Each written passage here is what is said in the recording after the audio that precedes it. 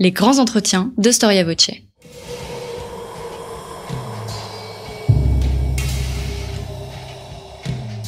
Une émission de la rédaction de Storia Voce.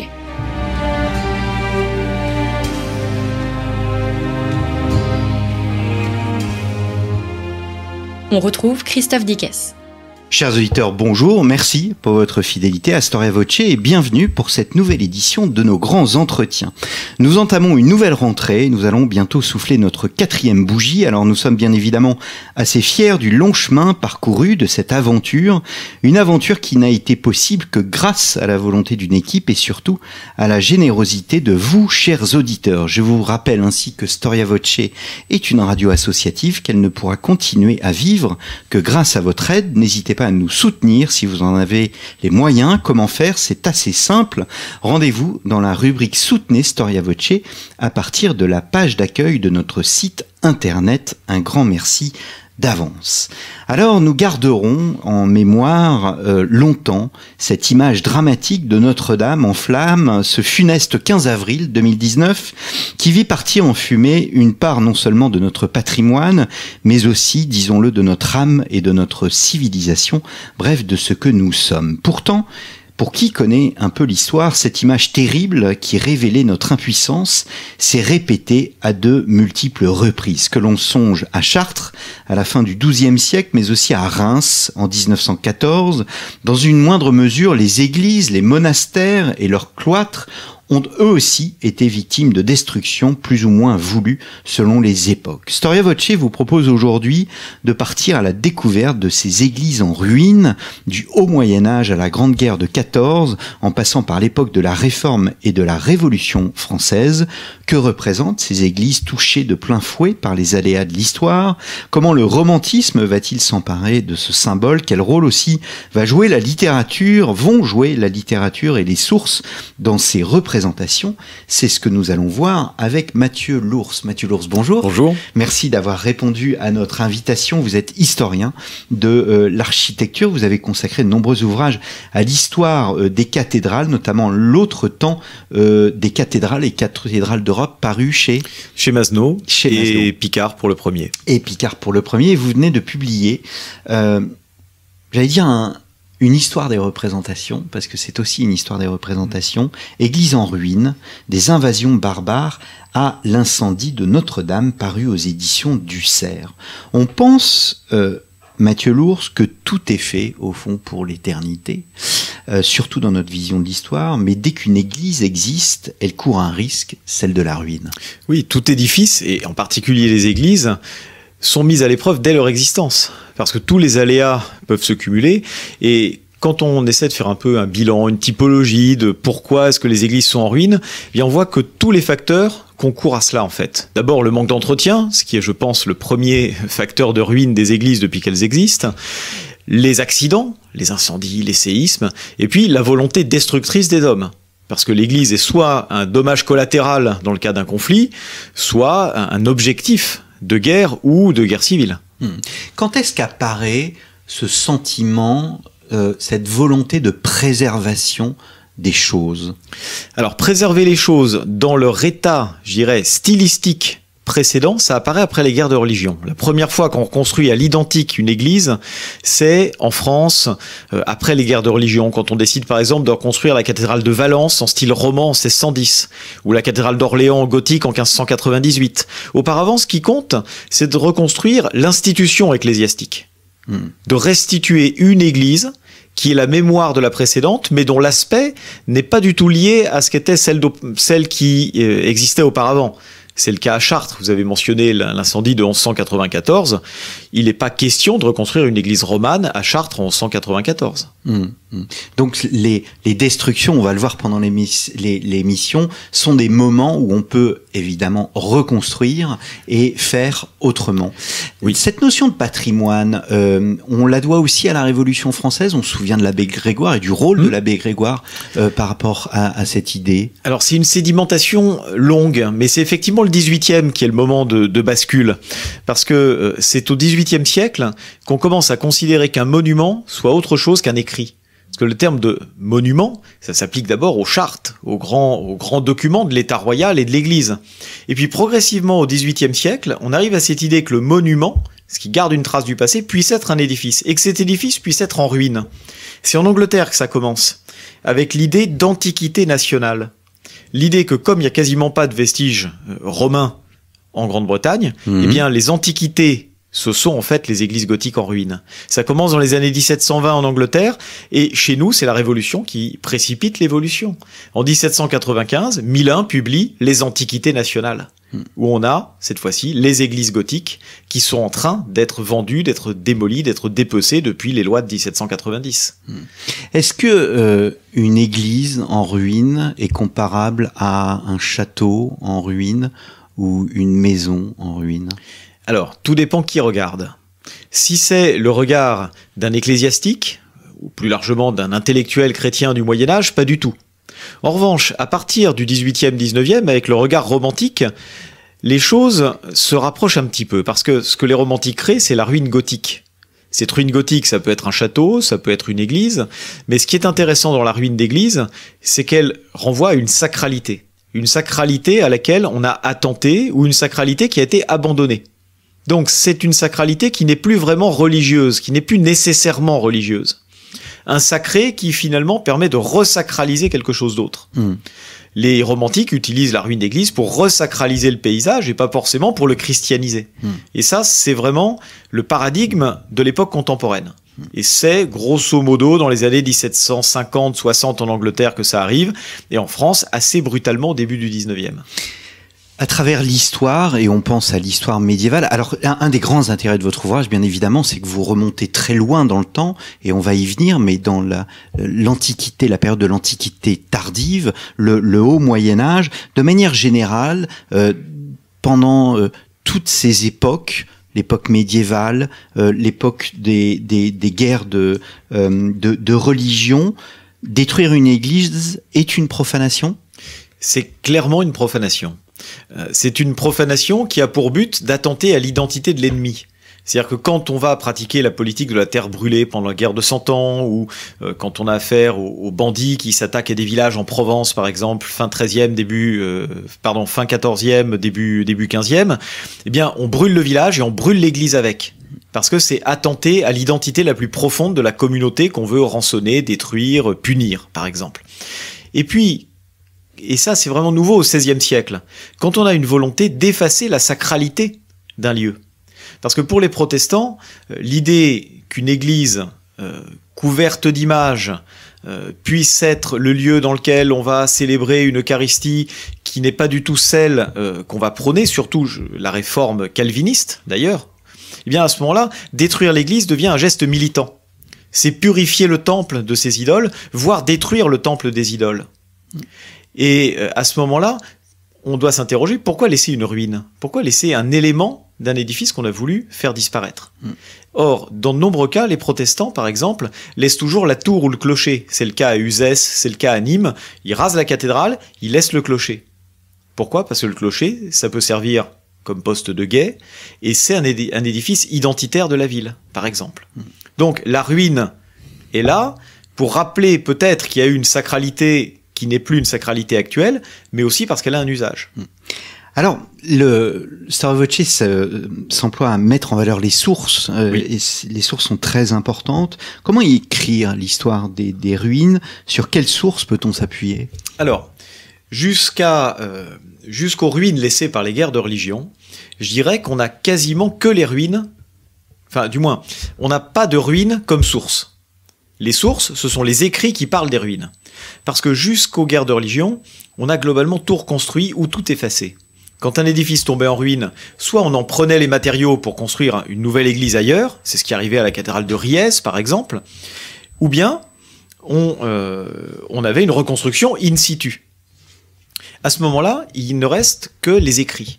Et notamment pour toute la période des grandes invasions, qui va grosso modo des Vandales vers 450, jusqu'aux dernières invasions vikings ou sarrasines, jusque vers l'an 1000, eh bien, on n'a plus aucune ruine. Or, on sait qu'il y a eu des hécatombes d'églises au moment de ces invasions. Donc, ce sont les chroniqueurs qui vont nous donner l'idée de ce qu'étaient ces églises en ruine. Et les chroniqueurs se fondent non seulement sur les souvenirs peut-être d'avoir assisté ou par des témoignages relevant de l'oralité, mais aussi surtout une banque d'images qui sont des images tirées de l'écriture. La destruction du temple de Jérusalem, par exemple, ou bien la destruction des temples des païens par les Israélites, ou par Samson, par exemple. Donc, finalement, cette sédimentation des images, qui proviennent de l'image biblique, qui proviennent aussi du topos littéraire, de la démolition, par exemple, les monastères brûlés par les Vikings, eh bien, on se rend compte que finalement, les chroniques utilisent les mêmes termes, renvoient aux mêmes images fortes, et finalement, eh bien, ce qu'on connaît de la réalité de ces églises en ruine, c'est surtout ça. La manière dont les clercs pensent ces églises en ruine. Patrimonialement parlant, on n'a plus rien. Les plus anciennes églises conservées en ruine en tant que telles, vraiment laissées en ruine, c'est celles des guerres de religion en France. Vous évoquiez le temple, oui. Le temple de Jérusalem, c'est la première ruine par excellence. Alors justement, est-ce que c'est une ruine ?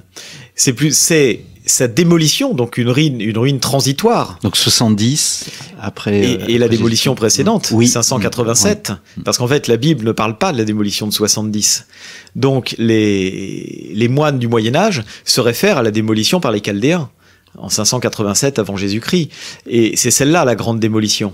Parce que celle de 70, le christianisme l'a souvent utilisée comme une preuve que l'ancienne alliance était révolue. Et c'est toute la difficulté d'ailleurs de la notion même de temple chrétien. Puisque le christianisme prône le fait que le temple, c'est le corps des fidèles. Dans l'évangile, dans les épîtres, vos corps sont le temple de l'esprit. Bon. Et pourtant, il faut reconstruire des temples pour que les chrétiens puissent se réunir, et puis aussi pour que l'Eucharistie puisse avoir lieu. Donc, l'église en ruine pour un chrétien au Moyen-Âge, c'est à la fois l'idée que Dieu a châtié, et donc il faut accepter ce châtiment, et en même temps, il faut relever l'église. Mais en se souvenant que l'essentiel est sauf, l'essentiel étant l'Eucharistie et l'essentiel étant l'église de chair qui va habiter dans cette église. Donc c'est une problématique extrêmement complexe. Et en ce sens, laisser quelque chose en ruine, c'est difficile au Moyen-Âge. Laisser une église en ruine, la valeur mémorielle de la ruine rappellerait plutôt une alliance révolue. Et en ce sens, on ne peut pas s'en contenter, parce que après la ruine, ce qui revient, c'est évidemment le retour des Hébreux en Israël après la captivité à Babylone, c'est l'idée que la nouvelle alliance remplace l'ancienne. Donc les évêques et les abbés ou les communautés qui reconstruisent leur église au Moyen-Âge vont évidemment vouloir avoir tout ça en tête. Et la reconstruction, c'est aussi la restauration de l'église avec un grand E. Donc évidemment, la place d'une ruine dans tout ça, à part dans les lieux abandonnés. Oui, quand une ville change de site, quand on va abandonner un lieu, quand il va plus y avoir de chrétiens dans tel ou tel emplacement, notamment, je pense, mais ça concerne plutôt le nord de la Syrie ou l'Anatolie, vers l'an 1000, dans les guerres civilisationnelles entre Islam et Byzance, par exemple. Mais en Occident, en tout cas, on a sans doute fort peu de ruines d'églises au XIIe, XIIIe siècle. Votre champ de recherche dans votre ouvrage, c'est à la fois l'Orient et l'Occident ? Alors, j'ai été obligé de me concentrer sur l'Occident, pour des raisons de place, pour des raisons de source. Mais bien évidemment, dans les moments où l'Orient féconde la pensée occidentale ou rencontre l'Occident, oui, notamment au moment des croisades, peut-être, mais on n'a pas beaucoup de sources, mais surtout au XIXe siècle. Quand les voyageurs commencent à découvrir la Syrie, l'Anatolie, retrouver les ruines de Saint-Jean d'Éphèse, retrouver les ruines de Saint-Siméon le Stylite, oui, ce moment-là est extrêmement important. On a de très belles pages d'auteurs romantiques décrivant ces ruines. Au même titre que vous évoquiez tout à l'heure les protestants, l'islam vous montrait bien qu'Al-Aqsa, c'est le symbole du dépassement et au fond de l'avenir pour le calife Omar qui l'a construit en 637. Oui, c'est-à-dire que les musulmans vont changer de point de vue, enfin vont changer de regard par rapport aux chrétiens sur le mont du Temple. Le mont du Temple, pour les chrétiens, doit rester vide.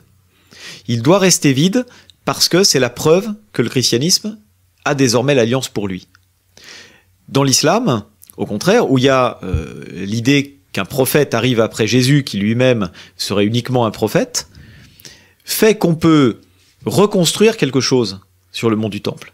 Et ce dôme du rocher, et avant lui la mosquée Al-Aqsa, montre ce réinvestissement des lieux. Donc l'islam relève une construction de ces ruines pour montrer qu'il est désormais le monothéisme qui rétablit la vérité. Alors que les chrétiens, au contraire, avaient le Saint-Sépulcre, qui s'opposait à la ruine du mont du Temple. Donc tout ça est un dialogue, et quand les musulmans détruisent le Saint-Sépulcre en 1009, quand on a cette destruction du Saint-Sépulcre, c'est en quelque sorte un dialogue comme ça entre les deux monts de Jérusalem qui sont tantôt en ruine l'un puis l'autre. Et ensuite, quand les Byzantins obtiennent l'autorisation de le reconstruire, on a cette dualité qui est toujours présente à Jérusalem, et où le judaïsme aujourd'hui est celui qui va avoir cette lecture des ruines avec le mur des lamentations. Alors, on fait un bond dans le temps. Je voudrais rester sur l'Antiquité tardive et le Haut Moyen-Âge. D'abord, l'Antiquité, c'est important. L'origine des églises, on la situe au IVe siècle. C'est-à-dire que l'idée d'un édifice public destiné au culte chrétien, c'est postérieur à l'édit de Milan, 313. C'est donc une décision politique de Constantin qui rend possible le culte chrétien. À partir de ce moment-là, on a des basiliques, et ces basiliques, évidemment, peuvent courir le risque de la ruine. Alors, il y a des lieux où on adore les martyrs, enfin, où on n'adore pas les martyrs, mais on rend un culte aux martyrs, et il faut distinguer ces lieux des églises à proprement parler où il y a un culte. Alors, il y a plusieurs configurations. Soit on construit un martyrium, c'est-à-dire un édifice souvent de plan centré sur le tombeau du saint. C'est le cas de Saint-Pierre. Non, à Saint-Pierre, on a construit la basilique elle-même. C'était le cas, par exemple, à Sainte-Constance. On avait le martyrium et puis l'église à côté.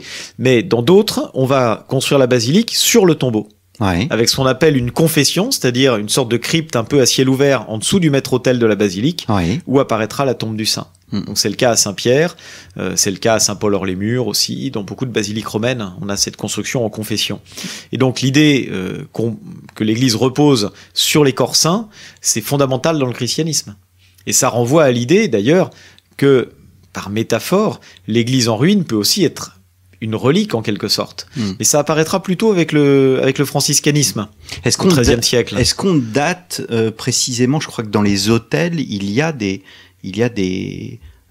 reliques de martyrs. Oui, il y a une obligation dans le catholicisme à avoir des reliques dans l'autel. Et ça date, ça reprend cette tradition de célébrer sur les corps saints. Donc de célébrer sur le tombeau du martyr. Ça rappelle l'incarnation, tout simplement. Alors, l'époque de l'Antiquité tardive et du Haut Moyen-Âge, les destructions d'églises, elles sont dues principalement à quoi? Aux abandons, aux guerres? Elles sont dues essentiellement aux invasions et à la rétractation du fait urbain. C'est-à-dire que les villes flottent dans des habits beaucoup trop larges. Si on pense à Rome, qui a peut-être compté 1 million d'habitants à l'apogée de l'Empire, au Xe siècle, il n'y a plus que 50 000 habitants. Donc certaines églises tombent en ruine, notamment celles qui sont situées hors les murs. Vous avez un lieu magnifique à Rome, qui est Sainte-Agnès. Sainte-Agnès, aujourd'hui, vous avez une petite basilique le long de la Via Nomentana, qui a été bâtie à partir du 6e, 7e siècle, et une énorme basilique de l'époque constantinienne, complètement en ruine, parce qu'elle était trop grande, elle ne servait plus. Donc, est-ce que c'est les barbares qui l'ont incendiée? Est-ce que c'est simplement parce qu'il y avait plus d'habitants, et que donc une petite église plus proche de la route convenait? Donc il y a ça, il y a cette grande mutation des villes qui a laissé des sortes de déserts d'édifices ecclésiastiques. Dans de nombreuses villes, après la reprise du fait urbain, notamment à Paris, ces églises sont reconstruites. Mais Rome a eu tellement de modifications et a redécollé tellement tard démographiquement qu'on a, dans la périphérie romaine, encore ces églises en ruine de la fin de l'Antiquité. Ce qui en France, moi j'ai pas d'exemple comme ça que j'ai pu trouver d'abandon de ce genre. Ce qu'il y a d'étonnant, c'est de voir la perception de ces destructions par ses contemporains. Il y a même une comparaison au fond christique, celle de la résurrection. Oui. Ah oui, c'est vraiment l'idée de la descente au limbe et de la résurrection. On a l'idée qu'on va démembrer l'Église pour que les chrétiens puissent encore mieux la reconstruire. En fait, c'est les évêques et les moines qui assistaient à la démolition de leurs églises dans ces grands moments de mutation, de basculement civilisationnel, essayaient de leur trouver un sens. Et ce sens, eh bien, ils vont le trouver dans l'Ancien Testament, ils vont le trouver dans les écrits de saint Augustin, qui est l'un des grands témoins de ces destructions d'églises, et qui lui-même est mort lors du siège d'Hippone. dans lequel on peut supposer qu'il y a eu une destruction ensuite de la ville. Oui, il y a une vision augustinienne de la ruine. Bien sûr, bien sûr. Et les jansénistes s'en sont souvenus quand ils parlent des ruines de Port-Royal. Alors, d'un point de vue plus institutionnel, des personnages, évidemment, jouent un rôle particulier, en dehors de ceux qui détruisent les bâtiments, le bâtiment lui-même, c'est l'évêque et l'abbé, le père abbé. Oui, ce sont vraiment les personnages clés. Reconstruire une église qui menace ruine, quelle que soit la cause de la ruine, c'est être le nouveau Salomon. Celui qui va à nouveau donner à son peuple un lieu décent qui convienne pour exercer le culte. Donc il y a une question mémorielle. Être celui qui reconstruit, c'est celui dont on va garder la trace, et celui pour lequel on va prier. Donc, il y a cette action de reconstruction qui est extrêmement importante, à tel point qu'à partir du XIIe et XIIIe siècle, les rois vont essayer aussi d'entrer dans cette logique de la perpétuation de la mémoire par l'édifice. C'était quasiment l'apanage du clergé jusqu'au XIIe siècle. À partir du XIIe, on voit les donations royales augmenter et les rois fonder bien davantage des basiliques et même contribuer à la reconstruction de cathédrales, ce qui n'était pas du tout institutionnellement gagné. L'histoire de ces ruines est intimement liée aussi, au fond, à l'histoire économique et à l'histoire démographique. Oui. Encore que parfois elles se disjoignent, c'est-à-dire que on a parfois dans des périodes de crise des fondations très importantes. L'abbaye de Saint-Denis, en plein 7e siècle, est une fondation majeure, par exemple. Et puis, parfois, on n'a aucune proportion entre le nombre d'habitants et la taille de l'édifice, ou le nombre de moines et la taille de l'édifice. À partir du moment où on a un donateur qui paye ou des domaines qui sont rentables, même si vous n'avez que 15 moines, vous pouvez avoir une église de 100 mètres de long. On n'a pas évoqué cette image qui est bien connue, c'est le songe d'Innocent III. Oui, ça c'est fondamental parce que c'est ce qui va nous permettre pour la première fois d'avoir une représentation d'église tombant en ruine dans l'art occidental. Mais là, c'est une représentation symbolique. Bien sûr. De la décadence de l'église, des péchés de l'église. Oui. Il y a Saint François d'Assise et ce qu'Innocent III et Innocent IV ont fait de Saint François d'Assise, c'est-à-dire un personnage médiatique, on dirait aujourd'hui, qui permet de renouveler l'Église, est lié à l'image justement d'une Église en ruine avec un petit E. Puisque chez Saint François, mais aussi chez Saint Dominique, on a l'idée qu'un pape voit le saint fondateur de l'ordre mendiant tenir une Église en train de s'écrouler, généralement la basilique du Latran, qui est la cathédrale de Rome, donc l'église du pape, et que le pape se rend compte que ce saint peut sauver l'église avec un grand E de la ruine. Et donc, un peintre comme Giotto, bien évidemment, va saisir l'opportunité de figurer le songe d'Innocent III à la basilique d'Assise, où on voit une véritable église soutenue par le saint, une église dont la ruine est indiquée par le fait qu'elle penche, que les colonnes commencent à se briser. Donc, pour la première fois, un peintre va laisser cette représentation. Et puis, Saint François est aussi lié à l'église en ruine, puisque le signe de la vocation de Saint François, c'est le fait de relever de la ruine successivement deux petites églises, dont l'une est aujourd'hui un des principaux lieux de culte franciscains, c'est la Portioncule, qui est aujourd'hui cette minuscule église située dans l'immense basilique Sainte-Marie des Anges, en contrebas de la ville d'Assise. Donc la spiritualité autour de l'église en ruine avec un petit E, c'est vraiment là qu'elle commence. En ce début de XIIIe siècle, à la fois parce que c'est l'action de Saint François, et aussi parce que les peintres figurent le songe d'Innocent III sur Saint François et sur Saint Dominique. Est-ce que la Renaissance change la perception de la ruine ? Alors la Renaissance la change en ce sens que la ruine classique, c'est-à-dire la ruine antique, va désormais devenir la référence. Ça commence avec Pétrarque, dès le XIVe siècle, avec la description nostalgique des ruines de la Rome antique. C'est une intellectualisation de la ruine ? Oui, et ça pose une réelle difficulté. C'est-à-dire que la ruine d'édifices médiévaux, gothiques ou romans, ne peut plus être considérée comme un objet esthétique perdu. Parce qu'elle est gothique, parce qu'elle n'est pas antique. Et même les basiliques constantiniennes, finalement, ne sont pas des édifices classiques. C'est pas un arc de triomphe, c'est pas un temple, c'est pas un amphithéâtre. Donc il y a cette difficulté nouvelle avec la Renaissance, qui est une idéalisation de la ruine, et dans le même mouvement, la difficulté à penser une ruine qui ne soit pas classique.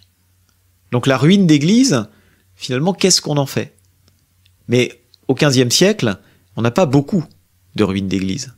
C'est au moment des guerres de religion que le problème va se poser. Vous évoquez très tôt, en fait, ce qu'on appellerait un processus de sécularisation. Oui. En fait, ce qui produit de quand le datez-vous? Ce processus de sécularisation, il commence avec la Réforme. Il commence vers 1520 en Allemagne et surtout avec l'acte de suprématie d'Henri VIII en Angleterre en 1534. C'est vraiment ça la grande révolution, parce que c'est exactement ce qui se passe au moment de la Révolution française et déjà quelques décennies auparavant, quand les édifices ecclésiastiques ne sont plus adaptés à la nouvelle politique ecclésiastique, quand l'État reprend la main. C'est ça qui se passe en Angleterre. 1534, l'État reprend la main. Désormais, le temporel de l'Église est géré par lui, et d'un trait de plume, après des enquêtes qui sont totalement faussées, Henri VIII va supprimer toutes les abbayes du royaume. Oui. Toutes les abbayes du royaume sont donc vendues à des particuliers, sauf cas exceptionnels où elles peuvent se servir de paroissiales ou, pour l'une d'entre elles, celle de Basse, de cathédrale. Dans tous les autres cas, elles passent en main privée, elles sont démolies pour vendre de la pierre à bâtir. Pour lotir les domaines, pour utiliser les domaines simplement comme des biens fonciers. Et ce processus de sécularisation, c'est là qu'on va avoir la production d'un nombre incroyable de ruines d'églises en Angleterre. En France, ce processus de sécularisation, il intervient dans les villes qui sont tenues par un pouvoir municipal protestant pendant un temps long. Entre 1562 et 1567 se mettent en place ces municipalités protestantes en France, et de nombreuses municipalités vont faire subir ce sort-là aux églises catholiques qui sont trop nombreuses par rapport à ce dont on a besoin comme temples protestants, par exemple. C'est intéressant parce que au fond, on s'aperçoit que il n'y a pas que le protestantisme. Cette sécularisation, elle vient de l'État moderne aussi. Oui, exactement. Ouais. Dans les États catholiques, il y a un moment finalement de latence, mais à la fin du XVIIIe siècle, avec le rationalisme des Lumières, l'idée de rationaliser la structure ecclésiastique, eh bien, en Autriche, en 1783, Joseph II supprime la plupart des abbayes. En France, la commission des réguliers, à partir de 1776, supprime également un grand nombre de maisons religieuses. Les évêques commencent à supprimer des paroisses dans les villes parce qu'il y en a trop, notamment à Paris en 1787, la paroisse des Saints-Innocents. Et donc on commence à voir une sécularisation, y compris dans les États catholiques, dans les années 1780. Ouais. Et des démolitions d'églises qui commencent à s'opérer. Je me permets de vous citer, alors là, pas pour la France, mais pour l'Angleterre, que vous évoquiez à l'instant. Ainsi, le sort des abbayes anglaises fut scellé avant que la réforme ne triomphe au sein de l'Église d'Angleterre. Leur sort relevait de la raison d'État. Ben oui. Et c'est ce qui se passe en France 2 siècles après. La raison d'État qui n'a que faire d'entretenir des édifices qui peuvent rapporter gros si on les vend. Alors, il y a on va dire une sécularisation par idéologie, mais il y a aussi les guerres civiles qui font que eh bien des édifices sont atteints par ces guerres. Oui, ça commence avec la guerre de 100 ans, qui a conduit à l'abandon de nombreux villages, à la destruction de nombreuses églises. Et on a des outils qui sont très intéressants, qui sont les visites pastorales, qui sont parfois conservées pour le XVe siècle, et où on voit des situations absolument incroyables, des chèvres dans l'église, des poules sur l'autel, des bergers qui ont transformé telle ou telle chapelle en campement. Enfin, on voit des situations qui montrent que très rapidement, quand un édifice ne sert plus à l'usage du culte, eh bien les autres usages vont prévaloir, même dans un contexte de très forte christianisation. Parce qu'on peut supposer que les bergers qui campent dans l'église et que la fermière qui fait couver sa poule sur l'autel sont des bons catholiques. Simplement, il y a des prises ecclésiastiques. Alors, vous l'évoquiez tout à l'heure en début d'émission, mais je voudrais y revenir, et surtout en cette période, au fond, parce que on déboulonne les statues, mais il y eut d'autres temps où sévissait cette forme d'iconoclasme, et il y a eu un iconoclasme protestant. Oui, c'est bien connu depuis les brillants travaux d'Olivier Christin. Que vous citez largement, oui. Bien sûr, c'est un historien qui a complètement révolutionné cette manière de penser le rapport du protestantisme aux images. Et il y a effectivement cette volonté d'épuration de l'édifice de culte par les protestants. Toujours entre 1562 et 67. Le portail de la cathédrale de Bourges, par exemple, est sciemment, les 5 portails sont sciemment détruits par la municipalité pendant les quelques semaines où les protestants sont au pouvoir. On va détruire les vitraux, on va s'attaquer aux autels.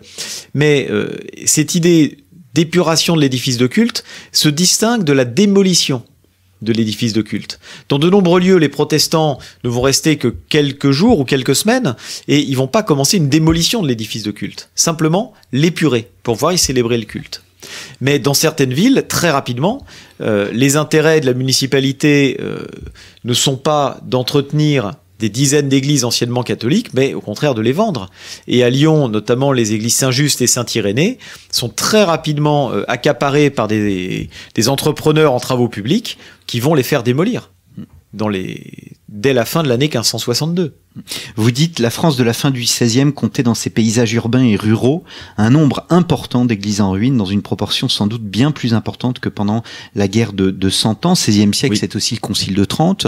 Le Concile de Trente et tout le mouvement à la fin du XVIe et au XVIIe siècle va souhaiter, le mouvement de contre-réforme notamment, restaurer ces églises. Oui, la plupart des églises en France ont été relevées de leur ruine.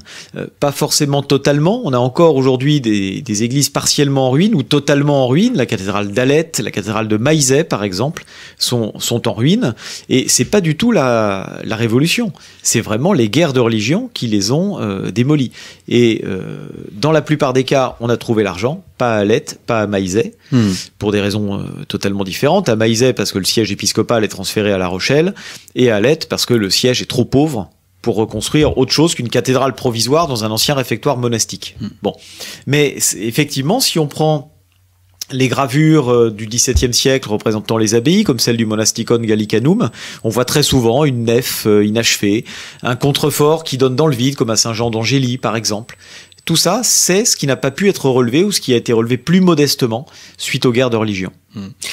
C'est à ce moment que se pose la question de la reconstruction à l'identique ? Pour la première fois. Pour la première fois, on se dit, il faut réparer les troubles des guerres civiles, parce que le terme de guerre de religion n'existe pas, hein. C'est les guerres civiles, c'est comme ça qu'on les appelle. Ou alors les dévastations des religionnaires, mais pas guerre de religion en tout cas. Et effectivement, il y a pour la première fois cette idée de l'identique. Parce qu'il faut réparer. C'est ce qu'on appelle aujourd'hui la résilience, un terme moderne un peu fourre-tout, mais c'est assez vrai. Il y a plusieurs cas comme ça où on veut l'identique.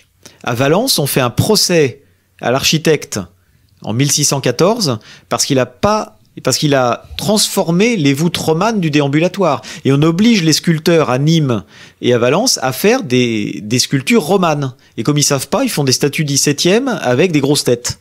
Et volontairement ratées, c'est assez amusant. Mais on veut vraiment la cathédrale d'avant.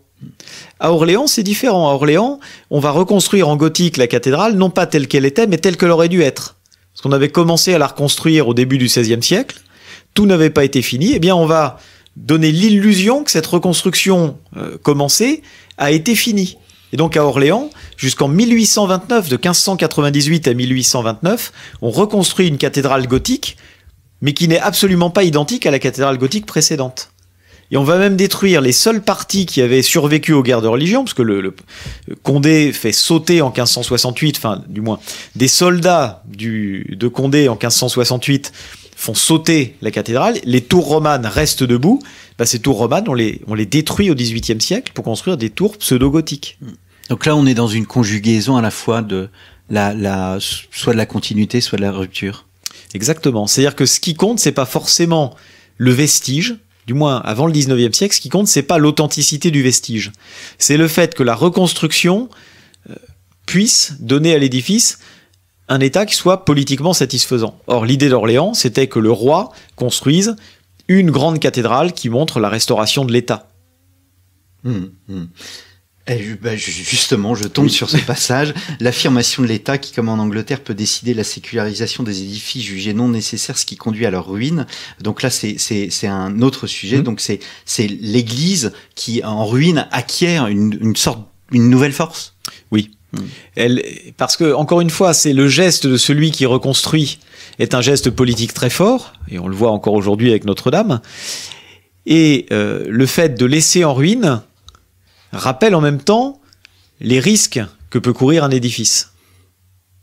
Il y a aussi ça. La ruine est aussi mémorielle. Mais simplement, au XVIIe, XVIIIe siècle, on ne peut pas encore la penser de cette manière-là. C'est le XXe siècle qui, le premier, va assumer de laisser sciemment un édifice ruiné en ruine. Parce que les ruines romantiques, elles sont belles parce qu'elles ont été ruinées par les aléas de l'histoire, par les hasards, par le passage du temps. Mais elle n'a pas de valeur mémorielle précise. Elle commémore surtout un état d'âme. Les véritables églises laissées en ruine volontairement au XXe siècle alors qu'on aurait pu les reconstruire, ça c'est terriblement XXe. Ça correspond à la brutalisation des sociétés, à l'idée d'avoir un mémorial de guerre. Ouais. Et c'est complètement différent de ce qui se passait encore 150 ans avant. Alors je reste sur le 17e et le 18e malgré tout. On évoquait tout à l'heure Innocent III, le songe, la représentation de cette église en ruine. Est-ce que dans ces représentations picturales, on observe une sorte d'inflation de représentation? Alors, au XVIIe, XVIIIe, pas beaucoup de ruines d'églises dans les tableaux. Presque pas. Des monuments de type gothique, de type ecclésiastique, mis en pièces dans les tableaux des deux peintres lorrains que les napolitains appellent Montsou Desiderio, par exemple. Mais finalement pas grand-chose. C'est la fin du XVIIIe siècle et le début XIXe qui montre l'émergence du sujet église en ruine ou église en démolition. En France, plutôt église en démolition, avec Demachy et Hubert Robert, bien évidemment, qui portent un regard fasciné et fascinant par leurs œuvres sur les églises parisiennes en train d'être détruites. Demachy et Robert représentent notamment tous les deux la démolition de l'église des Innocents, ce qui montre même qu'en 1787, déjà le fait de démolir une église a quelque chose de la fascination romantique. Et quand Hubert Robert représente 10 ans plus tard la démolition de Saint-Jean-en-Grève à Paris, c'est absolument incroyable. On a un brasier dans l'église parce que les ouvriers sont en train de brûler les charpentes. La fumée de plomb, celle qu'on a vue au moment de l'incendie de Notre-Dame, jaune, qui émerge de tout ça. Les deux tours de l'église qui sont encore debout, le ciel à l'arrière. Bon, c'est fantastique. Et puis, les peintres allemands, eux, et anglais, vont plutôt proposer une méditation sur les ruines où le temps a déjà fait son ouvrage. Ça va être le cas, par exemple, de Turner à Tintern, ou à Jumièges d'ailleurs, parce qu'il a aussi représenté des abbayes françaises, où on a la végétation accrochée aux ruines, ou encore de Friedrich avec ses abbayes en ruines perdues dans les montagnes, au milieu de forêts décharnées, au milieu de ciels d'hiver. Voilà, tout ça fait de la ruine d'église un des grands sujets du romantisme. Mais encore une fois, les peintres français nous ont laissé très peu de ruines d'églises dans un cadre naturel. Ils ont plutôt été fascinés par la destruction des églises. Alors la Révolution, évidemment, passage obligé. Vous avez un terme assez terrible. Hein, c'est la Révolution, c'est la fabrique de la ruine. Oui, parce que c'est la première fois qu'on va démolir des églises et arrêter à un moment donné de la démolir pour avoir une ruine. Parce que la ruine est belle, parce que la ruine surtout est à la mode. Et que quand on achète une abbaye qui vient d'être vendue comme bien national, on va d'abord détruire l'église, pour deux raisons. Ça évite le retour des moines en cas de contre-révolution, et deuxièmement parce que c'est très rentable.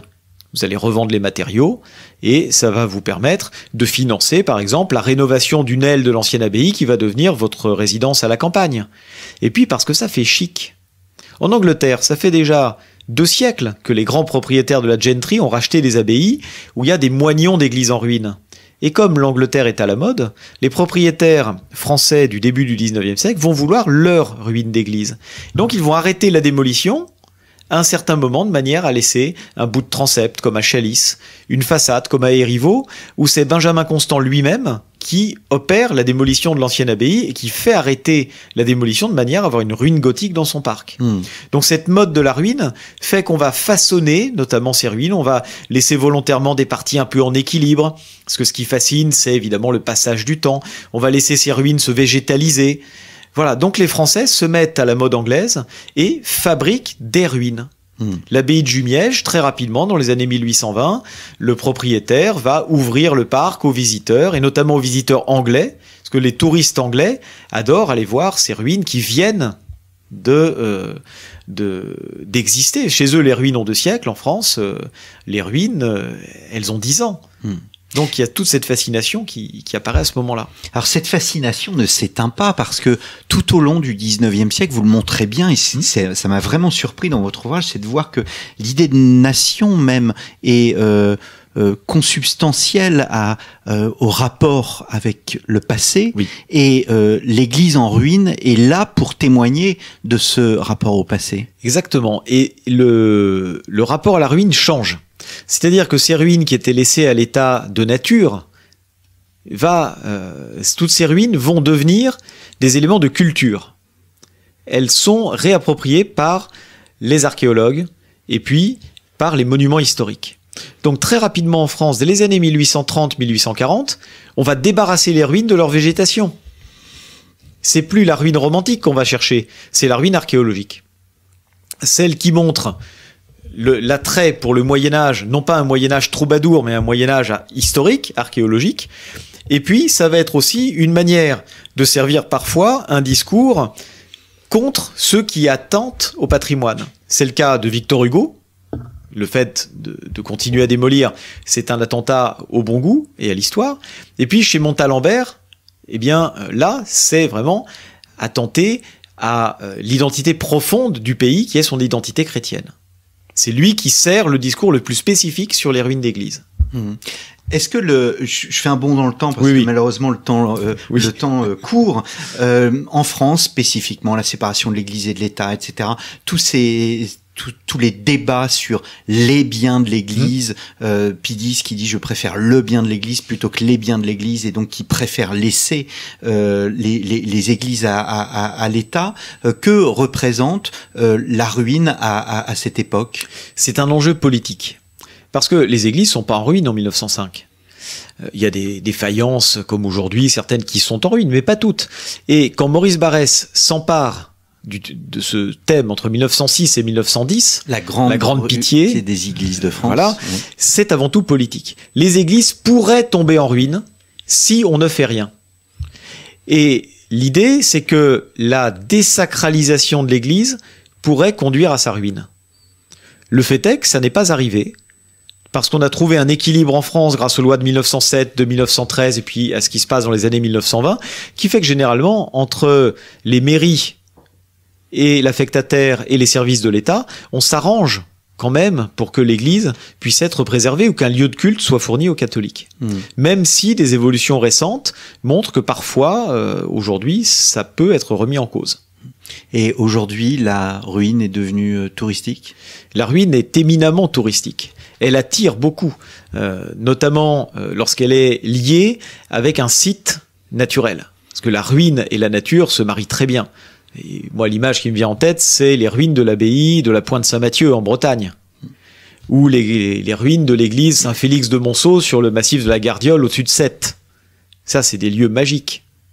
Eh bien, merci beaucoup. Merci à vous. Mathieu Lourdes. Église en ruine, des invasions barbares à l'incendie de Notre-Dame, paru aux éditions du Cerf, et L'autre temps des cathédrales et cathédrales d'Europe, 2 autres ouvrages que vous avez écrits. Il me reste à vous remercier, chers auditeurs, pour votre fidélité, et je vous donne rendez-vous la semaine prochaine pour un nouveau numéro de nos grands entretiens.